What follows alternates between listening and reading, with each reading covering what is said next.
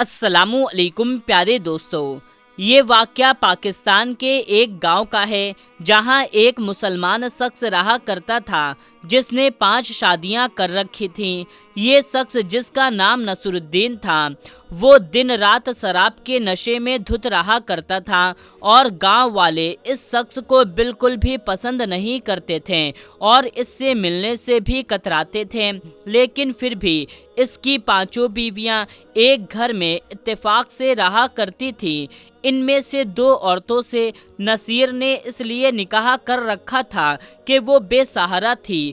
شراب پینے کی عادت کے علاوہ نصیر اپنی بیویوں کے حق میں اچھا تھا۔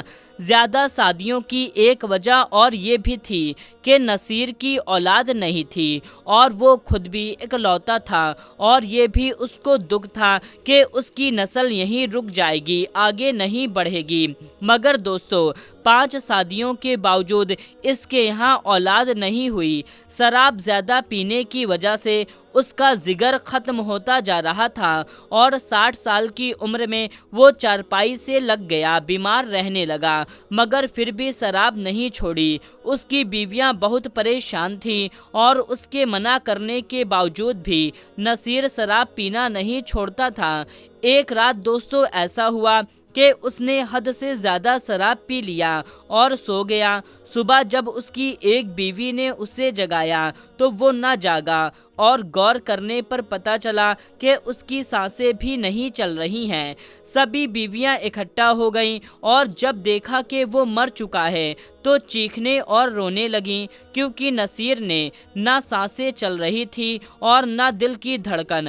اب مسئلہ یہ تھا دوستو کہ اس کے کفن دفن کا انتظام کیا جائے۔ انہوں نے گاؤں والے کو بتایا، مگر گاؤں والے تو اس شخص سے پہلے ہی بیزار تھے۔ کوئی شخص نہیں آیا، نہ ہی کوئی اس شخص کی مدد کرنے کو تیار تھا۔ شام ہونے کو آ گئی، گاؤں سے کوئی بھی اخلاقاً بھی نہیں آیا، یہاں تک کہ قریبی مسجد جا کر انہوں نے امام مسجد سے درخواست کی کہ غسل اور جنازے کا ہی بندوبست کروا دیا جائے، مگر امام مسجد نے صاف انکار کر دیا کہ بیوی تمہارا شوہر شرابی جواری تھا اور بد اخلاق تھا، میں اس کا جنازہ نہیں پڑھاؤں گا، بہتر ہے کہ آپ کسی اور سے یہ کروا لو۔ دوستو، ان 5 عورتوں کی پریشانی اور بڑھ گئی۔ اب 5 بیویوں پر یہ بات صاف واضح تھی کہ جو کرنا ہے ان کو ہی کرنا ہے۔ بہرحال انہوں نے تھک ہار کر کفن اور قبرستان میں قبر کا بندوبست کیا اور اپنی ایک جاننے والی قریبی گاؤں کی خاتون جو ایک مدرسے میں عالمہ تھی ان کو بلوایا اور ان کو ساری صورتحال سے آگاہ کیا۔ انہوں نے حدیث کی روشنی میں بتایا کہ عورت مرد کا جنازہ پڑھ سکتی ہے، اس لیے اللہ تو بہتر جانتا ہے اور دیکھ رہا ہے، تو اب جب کوئی چارہ ہی نہیں ہے، ہمیں ہی اس کا جنازہ پڑھانا ہوگا۔ تم لوگ میت کو غسل دو، کفن پہناؤ، ہم ہی میت کا جنازہ پڑھیں گے اور پھر دفن کرنے خود ہی لے کر جائیں گے۔ دوستو، یہ اپنی نوعیت کا ایک عجیب ہی معاملہ تھا۔ بہرحال بیویوں نے اپنے شوہر کو غسل دیا، کفن پہنایا اور گھر میں ہی اس کی میت رکھ کر کے نماز جنازہ پڑھانے لگی۔ عالمہ ان 5 خواتین کی امامت کرتی ہوئی نماز جنازہ کو پڑھا رہی تھی، لیکن دوستو ہوا کچھ یوں کہ جیسے ہی انہوں نے نماز جنازہ پڑھانا شروع کیا تو ایک ایسا کرشمہ رونما ہوا جس نے ان عورتوں کی دوڑیں لگوا دی۔ جی ہاں دوستو، آپ یقین نہیں کریں گے مگر یہ سچ ہے کہ نماز جنازہ ابھی شروع ہی کیا تھا کہ مردے نے لیٹے لیٹے اپنی بیویوں کو باری باری نام سے پکارنا شروع کر دیا۔ پہلے تو سب کو وہم لگا، مگر جب مردے نے جواب نہ پایا تو اٹھ کر بیٹھ گیا اور خود کو کفن میں دیکھ کر وہ ڈر گیا۔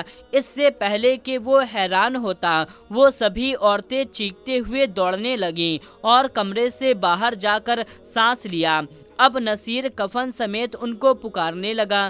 بڑی ہمت کر کے وہ کمرے میں آئی اور جب اپنے شوہر کو زندہ پایا اور یہ یقین کر لیا کہ یہ کوئی وہم نہیں ہے، تب ان کی جان میں جان آئی۔ بعد میں ان کو معلوم ہوا کہ ان کا شوہر سختی کی حالت میں یا مر چکا تھا، یہ تو نہیں معلوم، مگر کسی صورت اس کی سانسیں دوبارہ چل پڑی۔ انہوں نے اپنے شوہر کو سارا ماجرا سنایا اور نصیر نے جب یہ سنا کہ اس کے تو جنازے پر کوئی آنے کو بھی تیار نہ تھا تو وہ رونے لگا۔ اس نے اسی وقت اللہ کی بارگاہ میں رو رو کر کے توبہ کرنی شروع کر دی اور ارادہ کر لیا کہ وہ پورے گاؤں کے ہر شخص کے پاس جائے گا اور جن کا بھی دانستہ یا غیر دانستہ اس کی وجہ سے دل دکھا ہے ان کے پاؤں پکڑ کر معافی مانگے گا، شراب سے توبہ کر لے گا، نماز شروع کر دے گا۔ وہ موت کو قریب سے دیکھ چکا تھا، جان گیا تھا کہ شاید اس کو یہ مہلت اللہ نے اس لیے عطا کی ہے کہ وہ باہر جتنا بھی برا تھا، شرابی تھا، جواری تھا، لیکن وہ بیویوں کے حق میں اچھا تھا اور 2 ایسی عورتوں کی بھی کفالت کرتا تھا اور ان کو اپنے نکاح میں لے رکھا تھا جو بے سہارا تھی، جن کا دنیا میں کوئی نہیں تھا۔ تو میرے پیارے دوستو، یقین جانیے کہ بڑے ہی خوش نصیب ہوتے ہیں وہ شخص جنہیں اللہ تبارک و تعالی مہلت عطا فرماتا ہے۔ دوستو، ہم لوگ غفلت میں زندگی بتا رہے ہیں یا پھر ہمیں لگتا ہے کہ شاید ہمیں کل بھی موقع مل جائے گا۔